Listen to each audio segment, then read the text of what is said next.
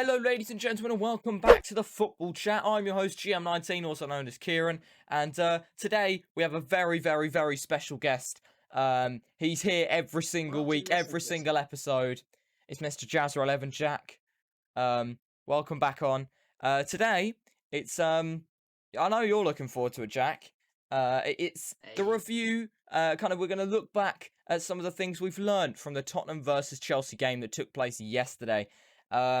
I've got a lot to say. I'm sure you've got a lot to say as well, Jack. So should we just dive straight into the mess that this video is going to be? So would you like to start off with your positives? In other words, would you like to start off with your team, or do I start off with the negatives? All the negatives surrounding the Tottenham Hotspur, just the club at the moment, that's been very much shown up after the game yesterday. I think we throw it back and forth, you know. One good thing. You're just like, we played quite well. I'm just like, Mourinho. I'm just shout down the microphone. A bit of both. You get a best of both worlds, eh? First of all, obviously, it's Tuchel's third game, and it's a big win for him. As much as they were very much assisted by the fact that Jose Mourinho has an interesting attacking or just general tactic choice. It was a good game for Tuchel and his side. They did win convincingly. As much as the scoreline 1-0 doesn't necessarily mean, it doesn't necessarily say that it's really convincing, but it was convincing. Yeah. Then again, if it wasn't convincing against a side that played like Tottenham did yesterday, there would be a bit of an issue. There would be questions raised how you don't make yourselves look like a good team against that Tottenham side that played there. So we might as well, I've been already said a lot, but I have a lot to say today. So I might as well get into it. Firstly, Jose Mourinho, obviously, there's a clear and obvious issue at the club at the moment, and Jose Mourinho is at the heart of it. You're just going to be laughing the whole episode, but there's a clear and obvious issue. And it's true, though, is it not? There's a clear and obvious issue at the club, and Jose Mourinho's at the heart of it. He's choosing sides week in, week out, which is defensive, which I know, that's the connotation with Mourinho, that he starts defensive sides. But it does make me question, watching yesterday's game, how he's got so far with the tactics that he has. How has he won so many titles with the tactics that he has? It's shocking, is it not? It's really unentertaining and depressing football to watch. If it's your side. If it's the other side, it's great. You just get to... Well, even... I don't know. It's a lot... There's a lot of issues that have been aroused after yesterday's game. And Mourinho's just one of them. And the fact that he is just starting very defensive sides and really defending... Literally, it's just kick it forward and then sit back and wait for them to go at you again. There's like the attackers or the midfielders or anyone, they just have no ability to kick the ball because they kick the ball only twice. They get no, they barely kick the ball without giving it to the opposition. They can barely get out of their own box, and when they do, it tends to be pretty shocking, especially with Kane out. So, until the last 30 minutes, it was slightly more positive. Obviously we got some shots away. Few attacks, but everything just seemed to come from Son, no one else. I mean, every time Bervane got on the ball, just nothing happened. Yeah, and then Lamella played quite well. He only played like 15 minutes, but he played quite well. He's probably our best player that played, and he played 15 minutes. Well, what did you say? I mean, he got a shot on target. That was about it. One thing I was just going to add on Mourinho, I think it's just been downhill since his second spurt at Chelsea. Yeah, I think so. I mean, you look at what he did at Manchester United. He totally lost the dressing room. Yeah, I can see a very similar thing happening at Tottenham. And I wanted to back him since day one. But there's only so many excuses you can say. Give him a bit more time. Give him a bit more time. He's been here for over a year now. He knows that it's just not going to work with the team that we have. I mean, like, it just doesn't work. I mean... I'm surprised the tactics works at many clubs. A lot of his attacking players are out. He said that in the press conference. Reguilon, that helps build up the attack. I mean, Ben Yeah, but Davies that's not. I doesn't. don't think that's a good enough excuse Lascelles, anymore. though. Last season we didn't have But I a. think it is, because if you look at that midfield, Ndombele, Sissoko, It's a Højbjerg, def- it's who a, it's there a is going to create anything? it is a defensive. It's a defensive midfield, but that's why a signing such as maybe was it Sabitzer that was rumored. I mean, I know he doesn't Savage. necessarily play central attacking mid, but he can with superb ability. So someone I don't know, a cam that there is a cam missing there, a central attacking midfielder that's missing in that squad. But I don't know. I feel like You it's an massively miss excuse. Harry Kane. I mean, every time the ball got to Carlos Vinicius, nothing happened. He lost the ball, or he But once tried and give again, it to though, it's Son not. and It's failed the not. pass. Last season, I would have said, yeah, Kane being out is a good enough excuse. But Carlos Vinicius, we've brought in a striker, and he's a good striker. I mean, you look at. I know he's come from a Yeah, but you can't blame Portuguese Mourinho. side. You can't blame Mourinho for him not playing well enough, though. I don't think it's Mourinho's fault that Vinicius just isn't good enough for the Prem. I don't know, but I just think there's more to come from Carlos Vinicius because you see what he does in the Portuguese league, and I know it's the Portuguese league, but I mean, did you see there's got to be more to come from him? You saw the reaction from Benfica fans. Did you see the reaction from Benfica fans when they let him go on loan, which was a very stupid decision from No. Benfica? And It's I just that's only because they lost João Felix before and they don't want to lose another young player. But equally, Carlos Vinicius is not even half the player Felix was. So I don't think he's got a high ceiling. I don't think he's going to be a big star in the game. He'll no, probably be a Benfica legend, but I don't think he's ever going to be I don't think more it's than going to be that. an Mbappe, a Neymar, or anything like that. But I do think that I know all we've really seen from him is a hat trick against bloody Marine. But to be Yeah. fair, I don't know. I feel like that he can play well, and he just barely got the But ball. when has he? He's no, Well, he but when he played did well get the ball, he against lost it instantly. non-league side Marine. Why not? But when are your players going to give Vinicius the ball when constantly he's losing it? If they give it to Son, at least there's a chance. I'm half a chance of an Oh no, attack. Son's So you can definitely just better than try and Carlos get there for Vinicius. I'm himself. not denying that. But I mean, Carlos Vinicius as a striker to have, he's better than no striker because we haven't had a striker as a sub. We haven't had no sub striker for years. So, well, except since Fernando Yeah, Llorente. since Fernando Llorente. So, I don't understand why they didn't play Son in the number 9 role though. Play him up I front, mean, and you then on saw the how that wings went. You saw how that went against Brighton. So, and that didn't go well. Yeah, but he had Bale. Oh, I mean, you don't really have a good striker option. I mean, Vinicius was only there because they panicked right at the end of the window. It's kind of a panic buy, but I don't know. I wouldn't necessarily call it a panic buy. You had Cavani floating around for months, and they just didn't make a move for him. Ridiculous. I don't know. Cavani would have been perfect. But I don't think he would have wanted to start on the sub bench. He wouldn't have wanted to start on the sub bench. But he does for United, so what's the difference? No, he does play some He doesn't games play for United, for though, doesn't he? Surely. he plays some games, but often bench appearances. So that would just be the same at Tottenham. He played the occasional games. Maybe they did approach Cavani, but out of the striker situation, Jose Mourinho, back to him. I think there's a lot of issues with Jose Mourinho and the way that he sets out the games. Surely to God, at one point or another, he's going to realise. You saw the performance against Liverpool; it didn't go well. You saw the performance against Brighton, which I didn't think that was possible to get any worse. But yesterday, they were standing there like they had. You would see better performances from players. You'd see players run around more in Sunday League. You would genuinely see players run around more than in Sunday League. You should see when the defenders got the ball. Matter alone the fact, why is Hugo Lloris passing it straight to the nearest defender when, we're losing? He should be kicking it up. He's passing it to the nearest defender. The nearest defender has no options because no one's moving around for him. Carlos Vinicius should be making runs. There's Son that should be making runs. Any attacking player on that pitch should be making runs and trying to find space where, a pass can be distributed. But there's not one player looking for space.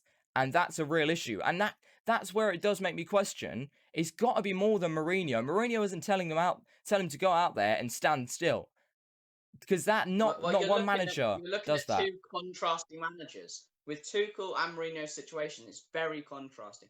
Tuchel, new guy come in, everyone's keen to impress, everyone's eager, and everyone's looking forward to it. And there's confidence at the club, spirits are high. With Mourinho, the players feel bored of playing the system, and I think he's lost the dressing room at this point. No one seems to want to play since Dele Alli's out, like his outburst on the Netflix documentary. You've seen Netflix. that. Yeah, There's it's been Amazon. Yeah, but yeah. numerous times that they seem just not as a team anymore. There's definitely just some disconnect there between the players and Mourinho, and I think that is Oh a yeah. severe problem. I Oh think yeah. what you're right in saying that the movement isn't good enough, but I disagree that Lloris should be kicking it long. Playing it short to Alderweireld and building up that same style of play is good. You need to have a style of play rather than just booting it long and hoping for the best. That's just not going to work in the Premier But League. there are teams that is in their style of play. You boot it long, and the attackers obviously go to header it. United, and look how low they are in the table. And Newcastle. Yeah, it might work to finish 16th every year, but you're not going to get Champions League football booting it long and hoping Carlos Vinicius Okay, can crack the ball. fair enough with your point. You can go short, but once you've gone short, it's got to slowly move up. Whereas we only pass around the back. I'm not disagreeing that the movement Yeah. isn't right. I mean, Hoy and Sissoko both very out of position. Højbjerg literally standing next to Alderweireld. Sissoko's hiding behind a Chelsea player. No one wants the ball. No one seems confident enough to go and ask for the ball and take it. It is like they're scared of the ball. Very much, it's very much like that. They come to collect the ball. Kova drives, he gets the ball forward. Jorginho plays a good ball over the top, plays it out wide. It looks very confident, classy. Whereas Tottenham just look devoid of confidence, of ideas. They don't look 100%. Like they've got anything. I think the confidence issue, there must have been a massive confidence hit when we lost against Liverpool, when we lost against Brighton. But then you've got to rebuild the confidence. The confidence isn't going to magically appear like abracadabra. Jose Mourinho ain't going to go abracadabra, I give you confidence. You've got to build up back up confidence. And winning, at least getting a draw today or yesterday, would have been good for confidence of the players. But they, as you said, they weren't moving around. And it did look like they were scared to get the ball. And if they looked like that they didn't want to get the ball. And if they did get the ball, then it's 50% of the time in the first half, we lost the ball. Actually, more than that. So, it's just like... I think a game that means so much to the fans... 100%. Tottenham didn't impress. I saw a lot of people saying, and I feel the same, yesterday it didn't feel like we lost a London derby, because for us it's...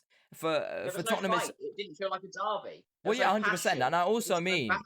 What I also mean by that is the fact that it clearly raises a bigger issue. It's not like, we lost, but hopefully we can go and win next game. That if we're going to play like that week in, week out, there's only so many matches we're going to go without thinking, this isn't quite working. We're almost rock bottom of the table. Like, if we carry on going with that tactic and carry on going with the way that we played against Brighton, Liverpool and Chelsea, it can only be downhill. I would argue, though, that all three of them are excellent sides. They're all very attacking, and they're excellent at breaking down a Mourinho-style team. And you notice all three of them are ahead of Tottenham in expected points. And it shows that, yes, Tottenham might be higher in the league, but they're massively overperforming. And I think that's down to Kane and Son being incredibly clinical with the limited chances Tottenham are creating. But I don't think we're overperforming. That's the issue. I think it's wrong to say we're overperforming. I don't mean the whole team. I mean you're overperforming how you should be in the league. Kane and Son, with how clinical they are, is making sure that you're not as low. Without them, you would be down in like. Do you mean statistics-wise, as in the goals per game and stuff like that, or do you mean that you think that we should be like 10th? Because I honestly think, aside you look at the side, you look at the players in that team, and you think at least top 6, but with a side that we have. I'm not saying performances. I mean the players, and with a half decent manager, you should be getting better than what we already have, and you should be getting way better than 10th place. And there's a clear and obvious issue, and I've said it multiple times. But whether it's just Jose Mourinho, whether it's the players, has Jose Mourinho just totally destroyed the morale of the club? Quite possibly, because as you're saying, they don't look like they want to play the Mourinho system. They don't want to look like they want to play. I mean, half the players, I don't know whether they were true or not, but there was rumours that Sergio Aurier stormed out the dressing room. I think it was against Liverpool. Jose Mourinho actually kicked Sergio Aurier out of the dressing room at half time. It may not be Jose Mourinho's tactics that are the problem. It's the fact that players don't want to play that system. They don't feel confident in that system, and therefore they're just not willing to do what Mourinho says. So no matter what Mourinho does, he's lost the dressing room to a point where they're just not. They don't care anymore. They're not interested. They just play the game. They don't seem to have any continuity about the style or anything like that.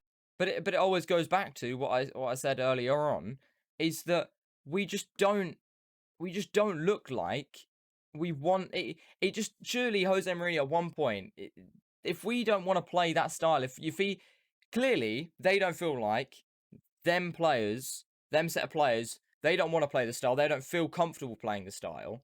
And I know Jose Mourinho's used this style for years upon years upon years, but you either say, hands up, I can't do anything with this team because they don't want to play the Jose Mourinho park the bus style, so you need to appoint a new manager, or the players are trying to cooperate.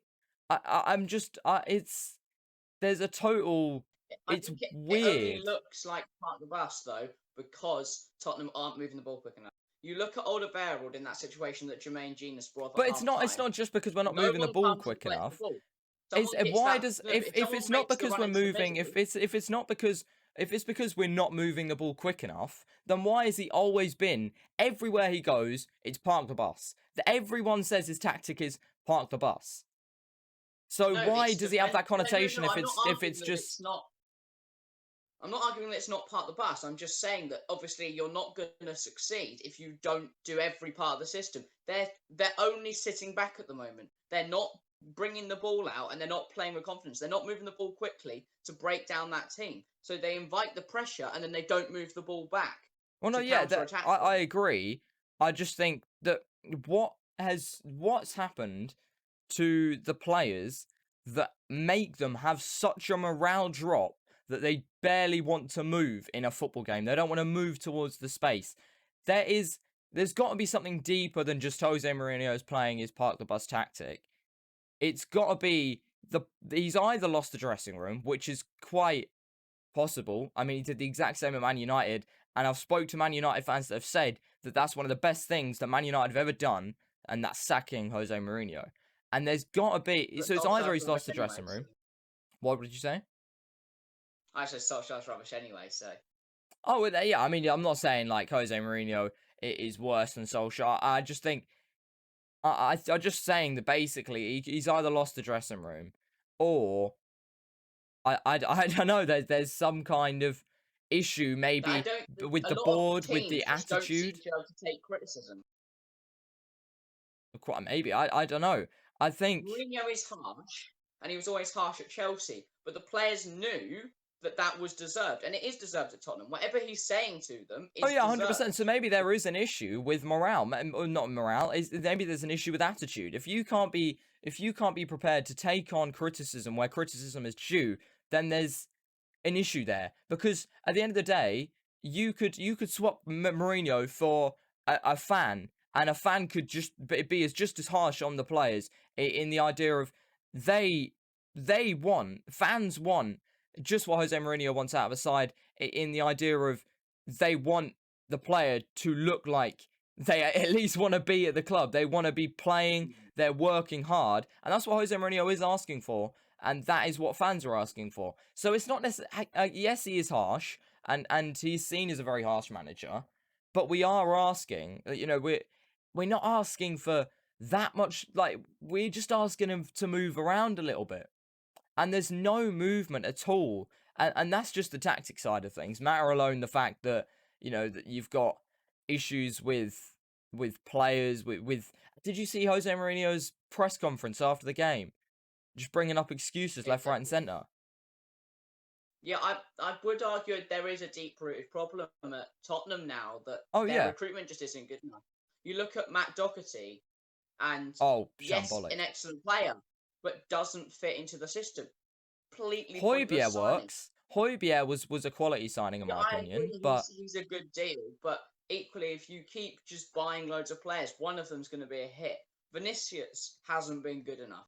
Davinson Sanchez been good at times, but I overall, mean that was a few I seasons ago. But doesn't seem to fit. yeah, I think Doherty, I agree. He doesn't fit the system. It doesn't work, and it was a waste of money in the grand scheme of things. The only thing that I'd say maybe positive out of that is that Aurier was brought some contest, and I think Aurier's improved since last season because there's someone contesting his place, That and that's the competition. only. Mm. Yeah, I think that's the only real plus that we've seen. Doherty, he's an alright player. You can play him against sides like Marine, Stoke, them kind of sides we played against. He's decent He's to a play. sensational But right wing back, and I think in the system Tottenham that we would play get and the way something that out of playing. I think Tottenham would get something out of playing a 5-2-3.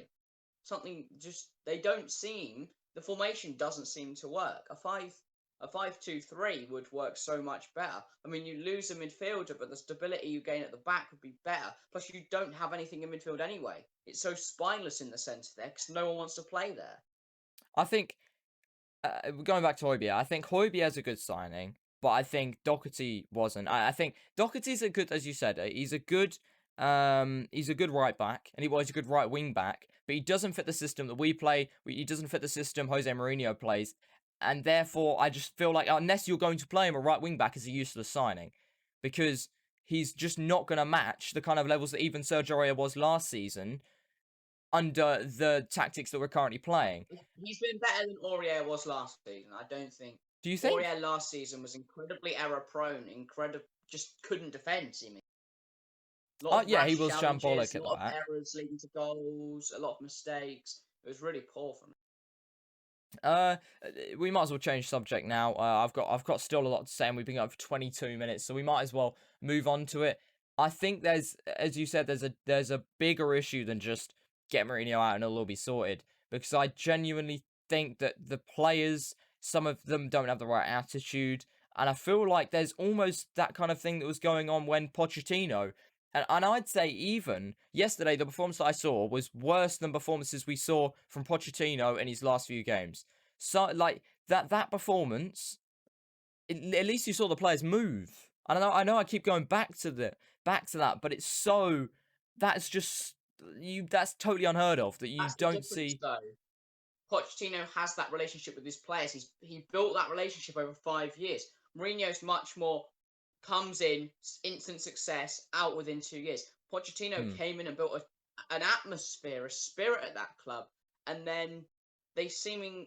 I mean, it's really hard to follow that, especially if you're just a very harsh and somewhat yeah, heartless it's manager. literally polar opposites. Jose Mourinho, Pochettino, polar opposites, and it was a very very harsh and quick transition, and we went straight With into Pochettino, games. you have structure. With Mourinho, you want success, and that Tottenham needs that success, Yeah, but it's 100%. just I not think that's coming. why they appointed him. I think he's a world-renowned They winner. want a He trophy. They wins. need a trophy. Yeah. They've been clowned for years for not winning anything.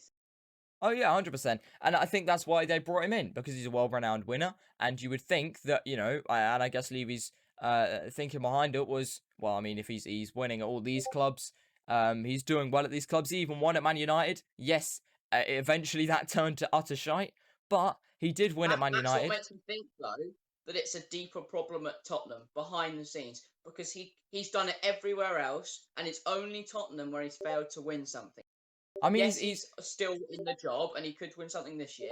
But I think if he doesn't win something this year, he often only has 2 or 3 years anyway. yeah, yeah, yeah. So I was just you're gonna say approaching the though, disaster I think I season feel like now. I feel like saying, "Oh, he hasn't won this season. He hasn't won anything yet." I feel like that's a bit unfair because you look at the situation that he was given last season, it wasn't good enough, and that's why I kept saying, maybe just give him a transfer window, give him a summer transfer window, let him make the transfers, and magic might happen. And at the start of the But they season, didn't. it did look like that. I mean, we were top of the table for a couple of weeks, but I mean, everyone's been top. something. It's the most top. It's the most top of the table sitters the Premier League has ever seen. Most different ones, sorry.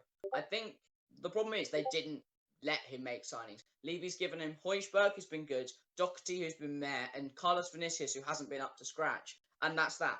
No one of real quality. You need probably a left back.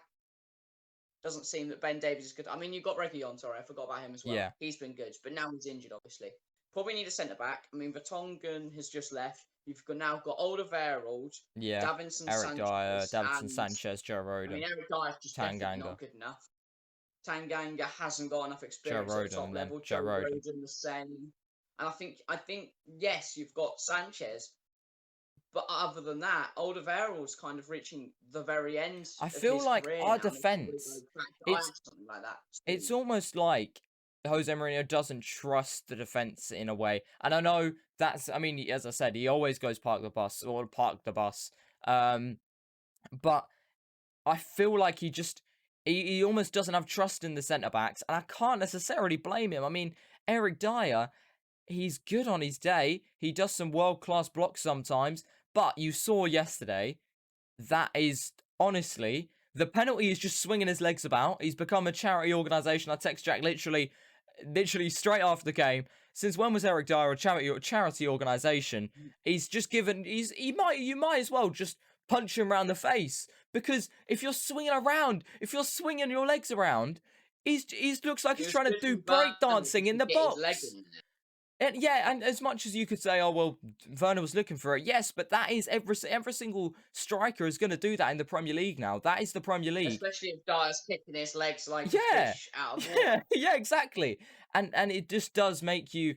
It does make you question what was going on in his head. And then you see Werner's trying to get in front of it for like a good second. Surely Eric Dier in his brain's going to think, if he's going to go for the ball and get his foot in front, it does mean I'm going to kick him.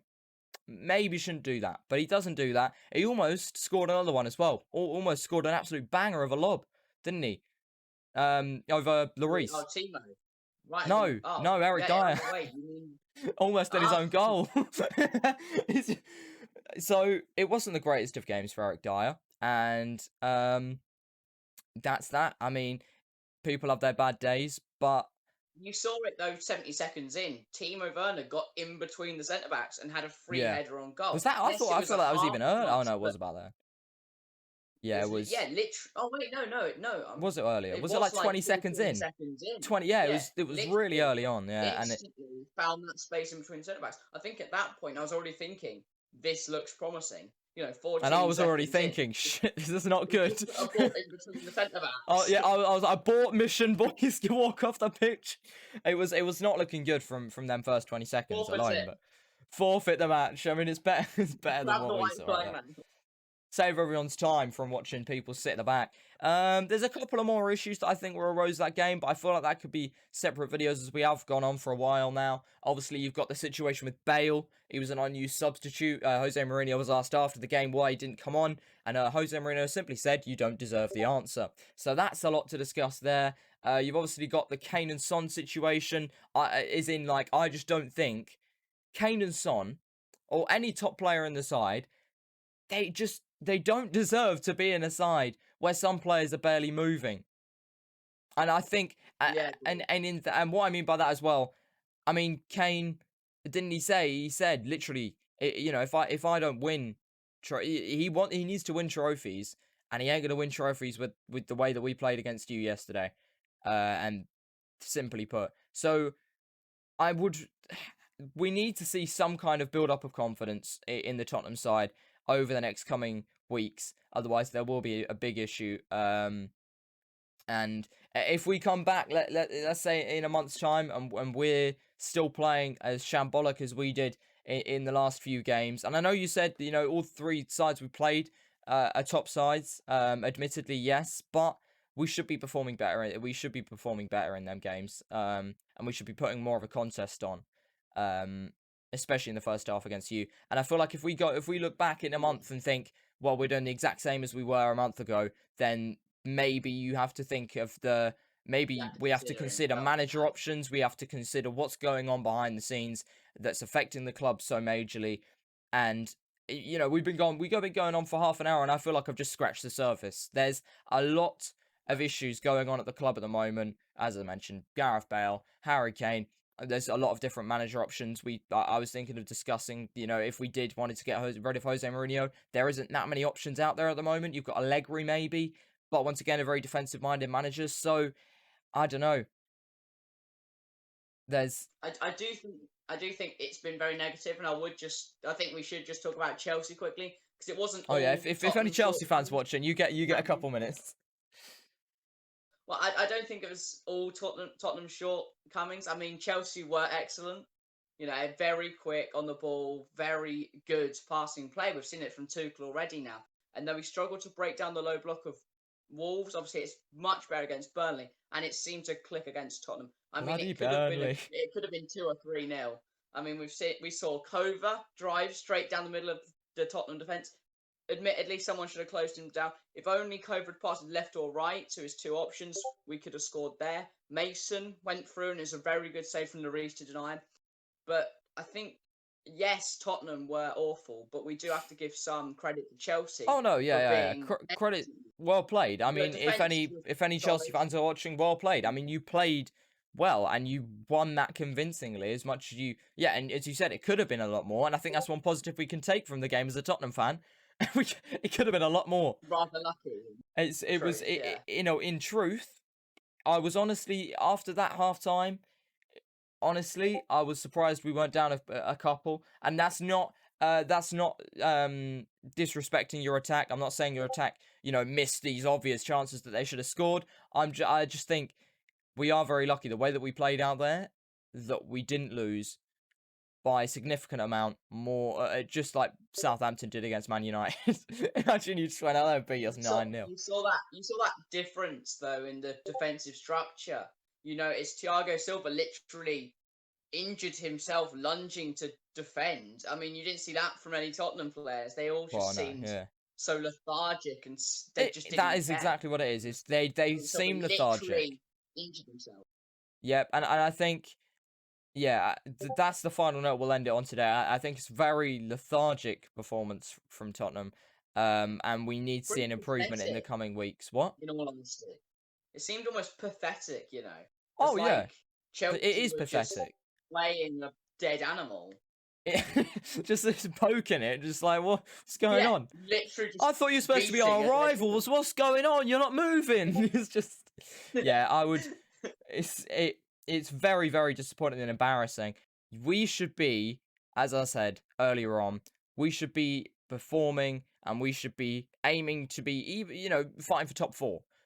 Whereas at the moment, it's looking like maybe fight for Europa League place. With that kind of performance, it's going to be fighting for Europa League place and hoping and praying, even though we probably won't with that kind of performance, that we win the Europa League for Champions League spot. But that's all I can say. Maybe if we can win Europa League final and get a Champions League spot and then finish in Europa League spot, in that kind of maybe 6th, 7th region, I'd say, based on the last few games I've seen, I'd take that as a W. I'd take that as a W, which is outrageous when you look at even 3-4 months ago. Probably, maybe 3 months ago, that would have been a big L. But, well, not big L, but it would have been, 6th, 7th place. Didn't look, that didn't look like that looked like you were kind of not under guessing, because that isn't a word, but it's like you're basically saying, we could have done a lot better than that 3 months ago. You would have said, we're fighting for top 4 at least. But now it's very much Europa League place for that kind of performance, unless something drastically changes very, very soon. And on that note, you look at the reverse fixture just quickly. You look at the reverse fixture, and it was a tight 0-0 game, and now Tottenham look so different. I mean, Chelsea look full of confidence. Tottenham look like they haven't won a game in about 6 months.